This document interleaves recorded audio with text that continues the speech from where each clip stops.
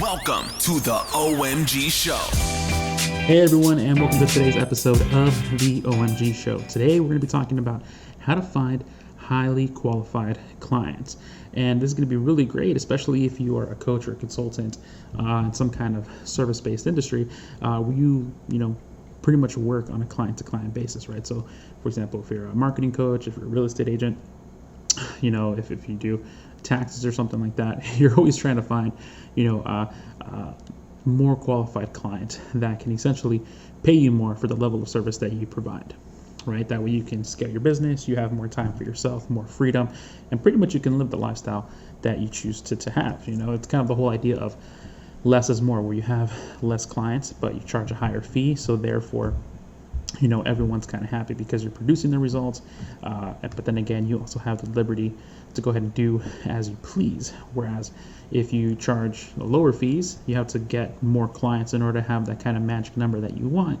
But then you end up sacrificing your time and some other resources along the way. So how do we go about finding highly qualified clients in a way where they get the results that they want, but at the same time, you get the payment that you want? And that's pretty much where we start. We start with figuring out, what do you want to make? What do you want to charge per client? So is that $500? Is that $1,000? Is that $10,000? What do you want that number to be, essentially, right? So once you ask yourself, or once you find that answer, then you can go to the next question, which is, okay, you know what? I want $5,000 per client. So what would that client need to have in place in order for you to get paid if you had to guarantee the results, right? Meaning, essentially, you wouldn't get paid until you produce the results. What would they need to have in place in order for you to get paid, right? Do they need to have a marketing list of over 100,000, contacts? Do they need to have been in business for 5 years? Do they need to be generating revenues of, 6 figures or more? Do they need to have a specific margin? Do they need to have a sales team?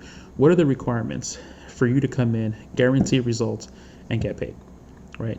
Again, and by asking yourself that question, you put yourself into a different mindset, right? Because if you could only get paid after you produce the results, right, that's a pretty big risk that you're taking, right?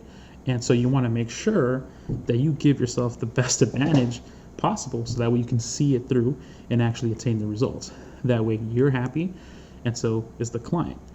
And in this case, the client's happiness is way more important, because let's be honest, if you're in a coaching or consulting business, referrals is the name of the game. And so you want to turn that client into an advocate so they can go ahead, bring in their friends, right? And they can all come to you, right?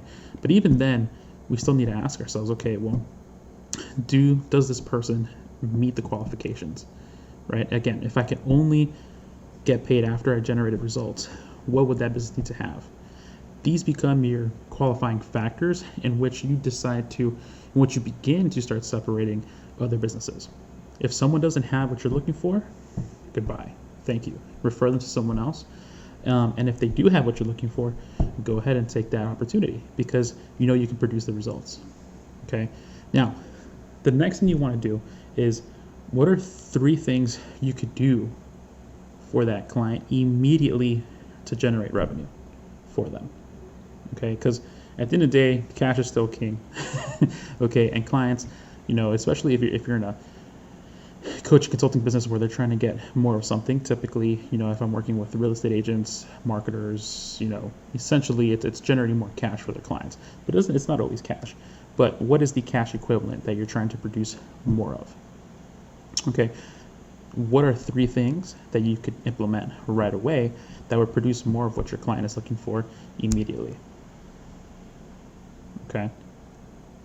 And then finally, last but not least, how many clients would you need to have in order for you to have that number that would make you happy, right? It's kind of like that freedom number. And it's a monetary number where you would say, look, if I'm making $100,000 a year, I'm good. If I'm making $1 million a year, I'm good. If I'm making $10 million a year, I'm good, right?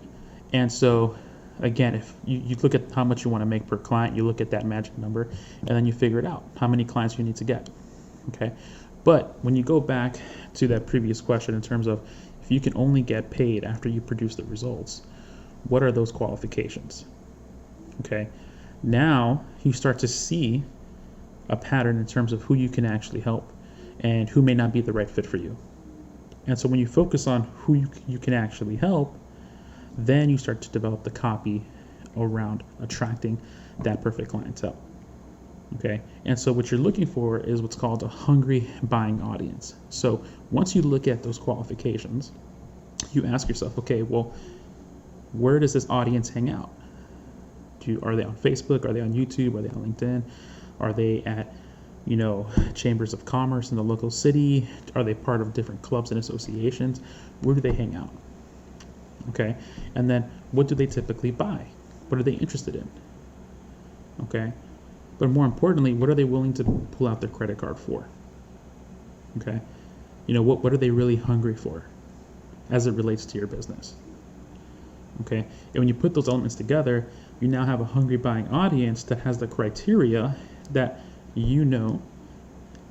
meet the requirements for you to get paid after you produce the results.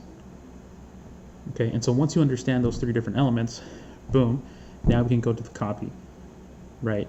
And so we ask ourselves, okay, what's their biggest pain problem? X, Y, Z. Perfect. How can I help them?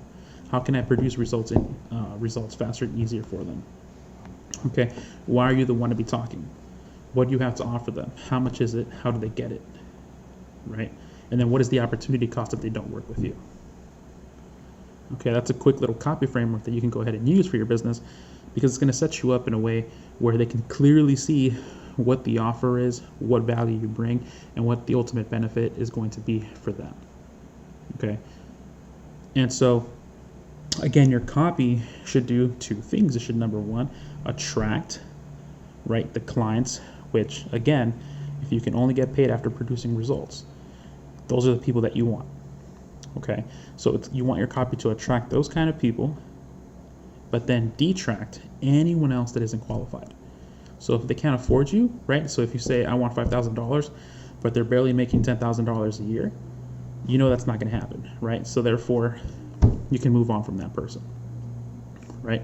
So attract and then detract. You want to attract the right people and detract. And even when you're attracting the right people, you still need to have some kind of system in place for them to qualify themselves. A survey, a questionnaire, many times it can be in the form of an application, right? Fill out this application to get on a coaching call, right? I myself follow this model where in order for someone to spend an hour with me on the phone, they go through an application process. And through that application process, I have specific questions that I ask.